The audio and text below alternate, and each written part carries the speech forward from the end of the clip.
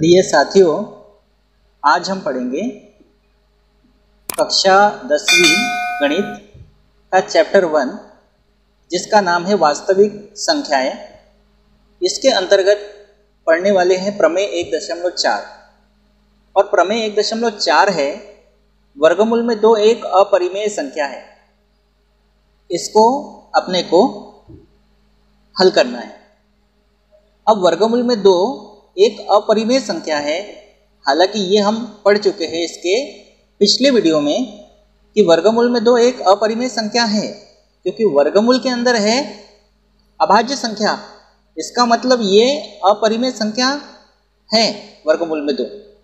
लेकिन इसको आज अपने को सिद्ध करना है, और वो सिद्ध करना है विरोधाभास विधि से, कॉन्ट्रडिक्शन मेथड से इसको सिद्ध करना है कि वर्गमूल में 2 एक अपरिमेय संख्या है। तो विरोधाभास विधि में हम करते क्या है, हमको जो बात दी रहती है उसके विपरीत हम मानकर चलते हैं, और विपरीत मानकर चलने के बाद हम ये कहते हैं कि हमने जो माना है वो गलत है, इसीलिए जो दिया है वही सही है। तो इसके लिए हम विरोधाभास विधि या कॉन्ट्रडिक्शन मेथड की मदद लेंगे। तो इसको हम हल करेंगे। वर्गमूल में 2 एक अपरिमेय संख्या है, तो हम मानेंगे, मान लो वर्गमूल में 2 एक परिमेय संख्या है।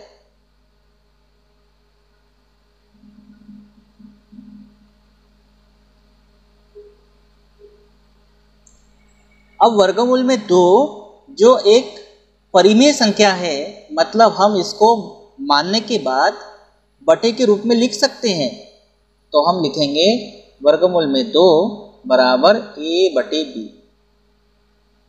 यहाँ पर a और b है सह अभाज्य संख्या है। हम लिख देंगे जहाँ a, b सह अभाज्य संख्याएं हैं।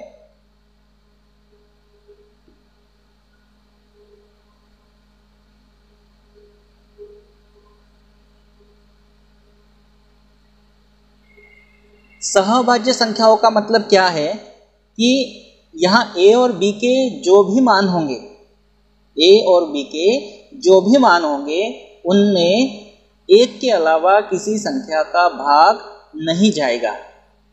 उसको हम कहते हैं सहअभाज्य संख्या है। जैसे मैंने कहा 4 और 5, अगर मैंने 4/5 कहा तो 4 और 5 दोनों में एक के अलावा किसी संख्या का भाग नहीं जाता, दोनों में। तो 4 और 5 क्या हुई, सहअभाज्य संख्या है। तो इस तरह से ध्यान रखना कि a और b क्या है, सहअभाज्य संख्या है। अब इसका हमको वर्गमूल हटाना है। वर्गमूल हटाने के लिए दोनों पक्षों का वर्ग करेंगे। तो हम लिखेंगे यहाँ पर दोनों पक्षों का वर्ग करने पर, वर्ग करेंगे तो ये हो जाएगा वर्गमूल में 2 का वर्ग, और ये होगा a बटे b पूरे का वर्ग। वर्ग से वर्गमूल यहाँ हट जाएगा तो बचेगा 2 बराबर यहाँ a बटे b पूरे का वर्ग है, मतलब a का भी वर्ग बटे b का भी वर्ग। अब हम b वर्ग की जगह 2 को ले आते हैं और 2 को b वर्ग की जगह पर ले जाते हैं, तो मिलेगा b वर्ग बराबर a वर्ग बटे 2। इसको हम नाम दे देते समीकरण नंबर 1। अब यहाँ पर a वर्ग में 2 का भाग जा रहा है, और हमने एक प्रमेय का कथन पढ़ा था कि अगर p एक अभाज्य संख्या है और p अगर a वर्ग को विभाजित करती है तो p a को भी विभाजित करेगी। यहाँ पे p की जगह मान लीजिए 2 है, p की जगह 2 है और a वर्ग की जगह a वर्ग ही है। मतलब p अगर a वर्ग को विभाजित करता है तो p a को भी विभाजित करेगा। मतलब 2 अगर a वर्ग को विभाजित कर रहा है या भाग जा रहा है, तो a वर्ग में 2 का भाग अगर जा रहा है तो a में भी 2 का भाग जाएगा। इसी तरह से हमने पढ़ा था प्रमेय 1.3 का कथन। हमने क्या पढ़ा था कि p अगर एक अभाज्य संख्या है और अगर p a वर्ग को विभाजित करती है तो p a को भी विभाजित करेगी। यहाँ p की जगह 2 है और 2 अभाज्य संख्या है और a वर्ग है, a वर्ग की जगह a वर्ग है, तो हम लिखेंगे, हम लिख सकते हैं क्या, देखिए, अतः a वर्ग 2 से विभाजित होता है,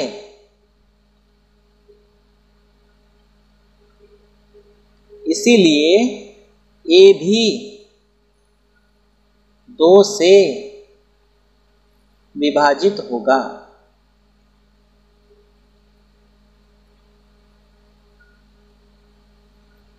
समझ गए ये बात? अच्छे से ध्यान रखना। हमने जो प्रमेय 1.3 का कथन पढ़ा था उसी की मदद हमने ली, हमने लिखा है। तो a किससे विभाजित होगा? 2 से विभाजित होगा। तो जब a 2 से विभाजित होगा तो हम लिख सकते हैं, अब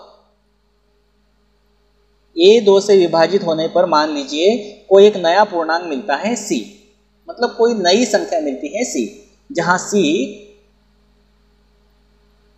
पूर्णांक है।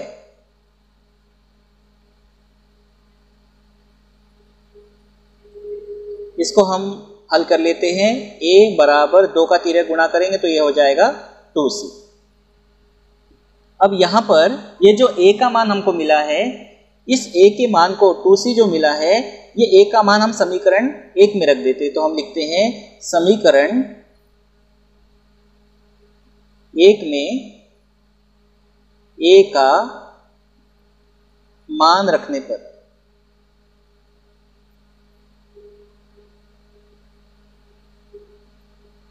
a का मान रखेंगे तो क्या मिलेगा, b² बराबर a का मान रखेंगे 2c, तो ये हो जाएगा पूरे का स्क्वायर और बटे में है 2।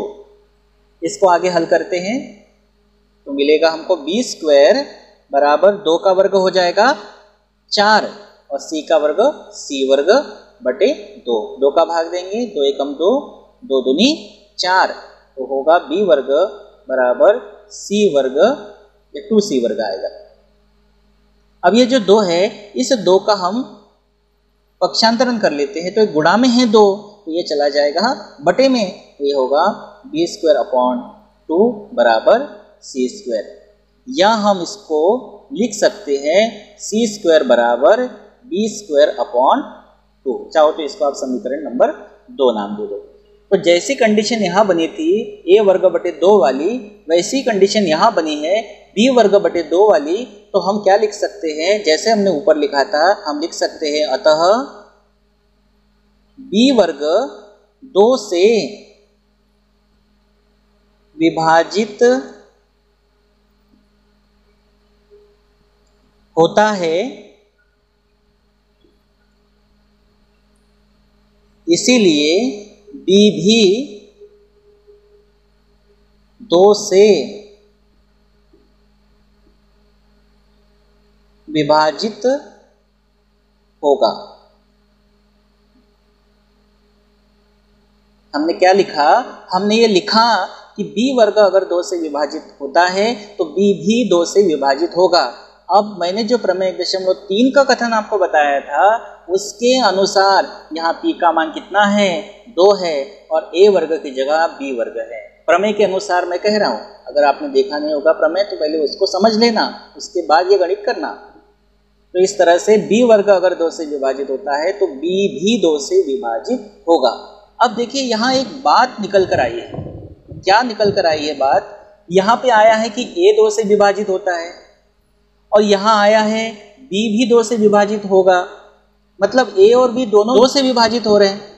और जबकि हमने कहा था कि a और b सह अभाज्य संख्या है, और सह अभाज्य संख्या है तो ये दोनों जो है, इन दोनों में एक के अलावा किसी संख्या का भाग नहीं जाएगा, और जबकि इन दोनों में 2 का भाग जा रहा है। तो इसका मतलब तो ये हुआ कि a और b जो है दोनों में कितने का भाग जा रहा है, 2 का भाग जा रहा है। और हमने क्या कहा था, a और b सहअभाज्य संख्या है। तो हम यहाँ पे क्या कह सकते हैं, हम कह सकते हैं कि अतः स्पष्ट है स्पष्ट है कि ए और बी दोनों में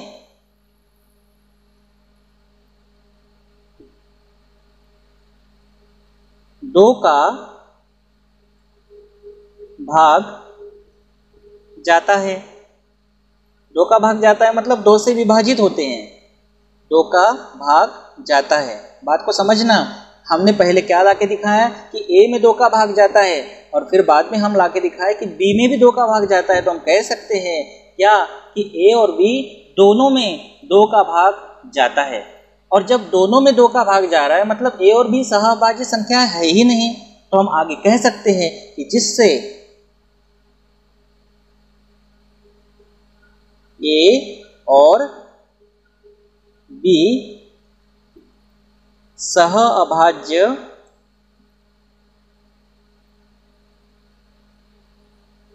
संख्याएं नहीं होगी।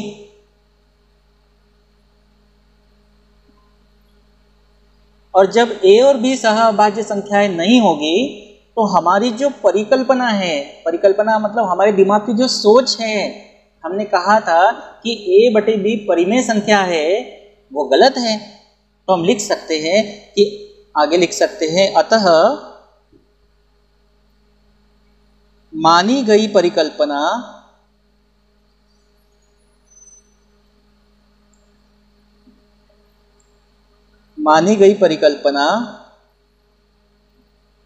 कि वर्गमूल में 2 एक परिमेय संख्या है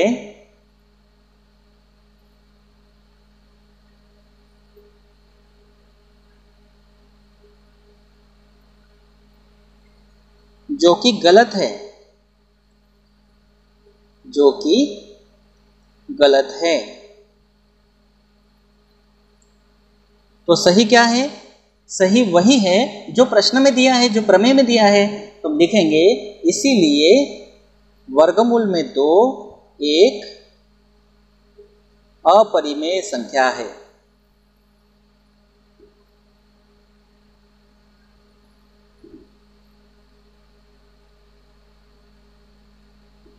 तो इस तरह से हमने विरोधाभास विधि से इसको हल करके दिखाया। इसके लिए सबसे पहले हमने क्या किया, इसको बहुत अच्छे से स्टेप बाय स्टेप समझ लेना, क्योंकि ये आपको बहुत मदद करने वाला है। और इसको कैसे हल किया हमने इसको हल किया विरोधाभास विधि से। और विरोधाभास विधि में कैसे हल किया, सबसे पहले हमने परिमेय संख्या माना, परिमेय संख्या मान के उसको बटे के रूप में लिखा और ए और बी कह दिया सहअभाज्य संख्या है। फिर दोनों पक्षों का वर्ग किया तो हमको ये समीकरण नंबर 1 मिला। इस समीकरण 1 में हमने प्रमेय 1.3 का कथन लगाया कि a वर्ग 2 से विभाजित हो रहा है तो a भी 2 से विभाजित होगा। जब a 2 से विभाजित होगा तो a बटे 2 बराबर कोई नया पूर्णांक मान लीजिए c मिला। c की जगह आप कुछ भी लिख सकते हैं, m, n, d कुछ भी ले सकते हैं। और हल करके इतना मिलने के बाद यहाँ से हमने a का मान निकाला, a बराबर 2 से तिर्यक गुणा करके ये का मान वापस हमने समीकरण 1 में रख दिया। और हल करते करते हमको मिल गया c² बराबर b²/2। इसके पहले हमको मिला था b² बराबर a²/2।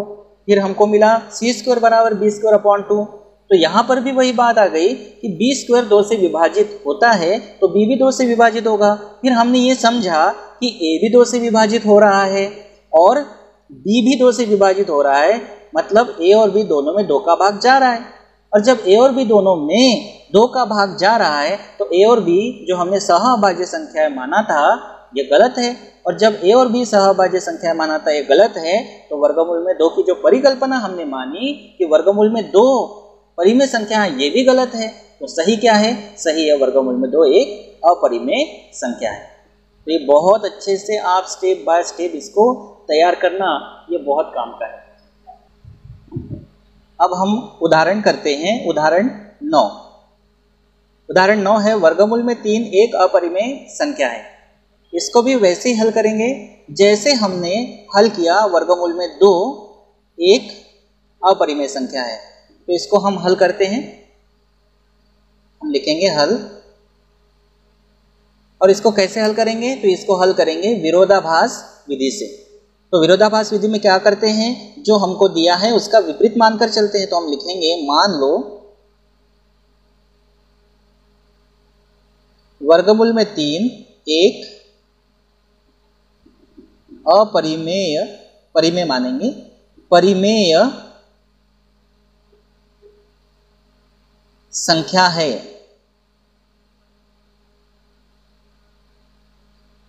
वर्गमूल में 3 जो है एक परिमेय संख्या है।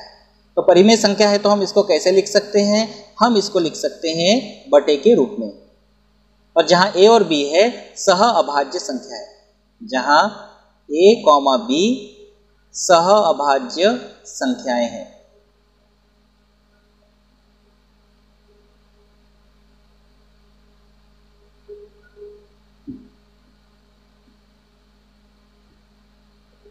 फिर हम यहां इसका वर्गमूल हटाना है तो क्या करेंगे, दोनों पक्षों का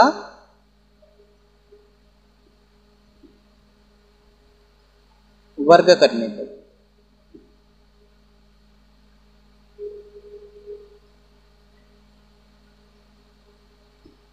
दोनों पक्षों का वर्ग करेंगे तो यह होगा वर्गमूल में 3 इसका वर्ग बराबर a बटे b इसका भी वर्ग होगा। अब ये वर्ग से वर्गमूल हट जाएगा तो यहाँ आएगा 3 बराबर, यहाँ a का भी वर्ग होगा क्योंकि दोनों का वर्ग है, तो a का वर्ग बटे b का वर्ग। हम 3 को b वर्ग की जगह पर और b वर्ग को 3 की जगह पर लेकर जाते हैं तो मिलेगा b वर्ग बराबर a वर्ग बटे 3। इसको नाम देंगे समीकरण नंबर 1। अब ये जो हमको समीकरण नंबर 1 मिला, इसमें देखिए जो 3 है ये 3 अभाज्य संख्या है। जैसे प्रमेय 1.3 का कथन क्या है कि p एक अभाज्य संख्या, तो p का मान हमारे पास 3 आ गया और a वर्ग की जगह a वर्ग ही है, तो हम क्या लिख सकते हैं, हम ये लिख सकते हैं कि अतः a वर्ग 3 से विभाजित होता है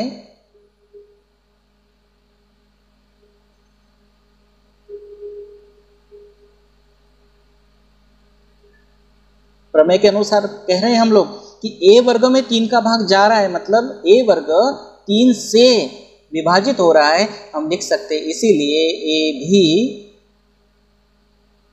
3 से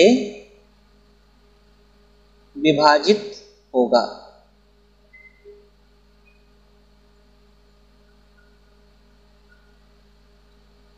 अब a 3 से विभाजित होगा मतलब a विभाजित होगा 3 से, तो मान लीजिए इसकी जगह कोई नया पूर्णांक मिलता है c, हम लिख देंगे जहां c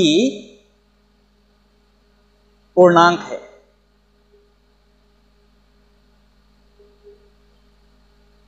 अब 3 का तिर्यक गुणा करते तो a बराबर मिलेगा 3c।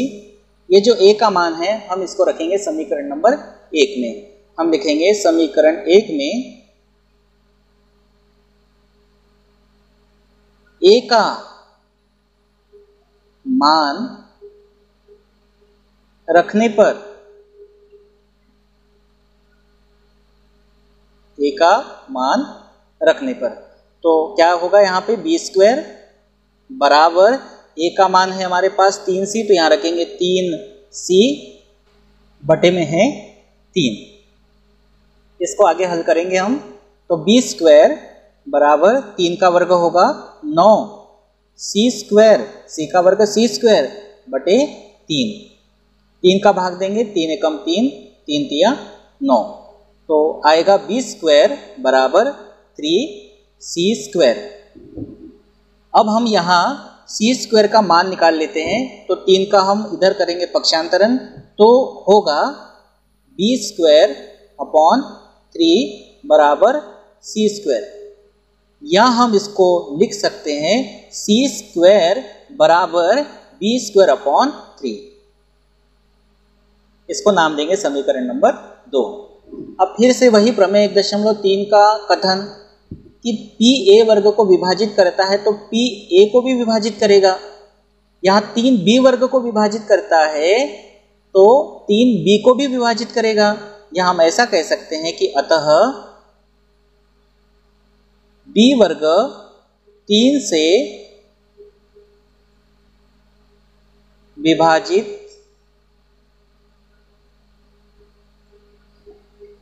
होता है,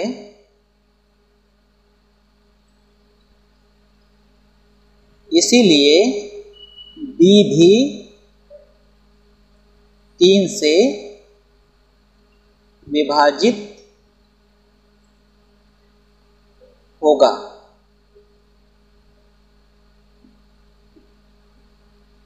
तो यहाँ पे हमने सबसे पहली बात ये बहुत अच्छे से दिमाग में आपको रखना है कि हमने क्या कहा था कि a और b सहअभाज्य संख्या है, जबकि हम क्या देख रहे हैं कि a और b सहअभाज्य संख्या होने के बावजूद भी a में 3 का भाग जा रहा है और b में भी 3 का भाग जा रहा है, मतलब a और b सहअभाज्य संख्याएं नहीं रह गई। तो हम लिख सकते हैं कि अतः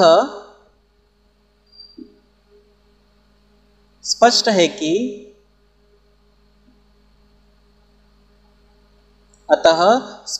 कि a और b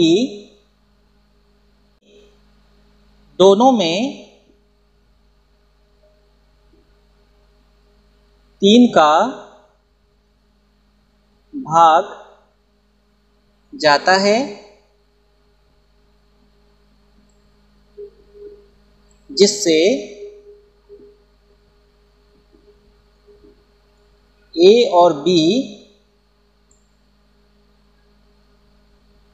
सहअभाज्य संख्याएं नहीं होगी।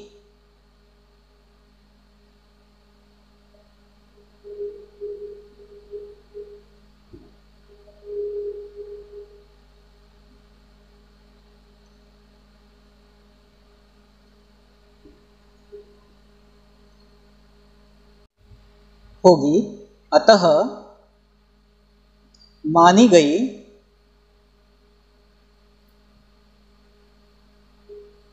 परिकल्पना, मतलब हमने जो माना था, मानी गई परिकल्पना कि वर्गमूल में 3 एक परिमेय संख्या है,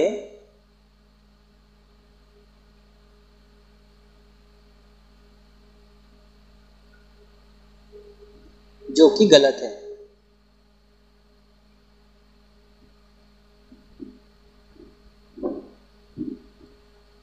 अतः वर्गमूल में 3 एक अपरिमेय संख्या है।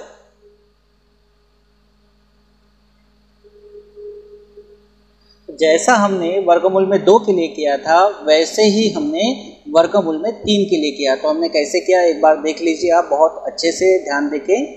सबसे पहले हमने वर्गमूल में 3 को एक परिमेय संख्या माना, सिद्ध करना है अपरिमेय संख्या, मानने के बाद उसको बटे के रूप में लिया, और जो अंश और हर में हमने मान लिए उनको हमने कहा ये सहअभाज्य संख्याएं हैं, मतलब दोनों में एक के अलावा किसी भी संख्या का भाग नहीं जाएगा। दोनों पक्षों का वर्ग किया तो हमको मिला b² बराबर a²/3।